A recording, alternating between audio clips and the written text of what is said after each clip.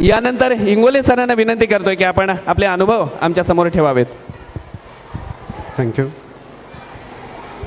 Hi everyone, good morning. प्रथमतः मला संधी दिल्याबद्दल धन्यवाद.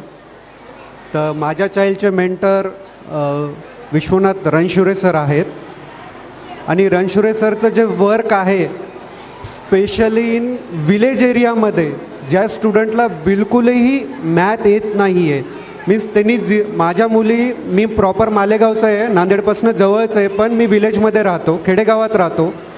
सर तिथे येऊन माझ्या गावातल्या 8 ते 10 स्टुडंटला ॲबॅकस लर्न करतात, शिकवतात. माझ्या मुलीची आतापासून 0 लेवलपासून ती 4th लेवलला आहे आणि ती श्री चैतन्य टेक्नो स्कूलला आहे. तिचा फर्स्टमध्ये फर्स्ट रँक आला आहे. Now she is in second caste. ती 2रीला आहे. तिचा पण आता फर्स्ट मिड टर्ममध्ये 2nd रँक आलेला आहे.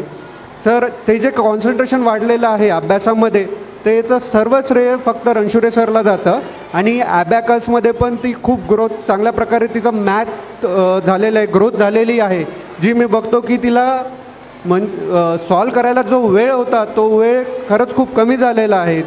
100चा प्रश्न सॉल्व नाही करू शकत, ती 2रीलाच आहे, पण ती ट्राय करते 70 to 80पर्यंत जायचं आणि याचं सर्व श्रेय रणशुरे सरला जातं आहे. Sir thank you so much. एखाद्या तालुक्या आणि जिल्ह्याच्या लेवलवर एज्युकेट करणं हे खूप इझी आहेत.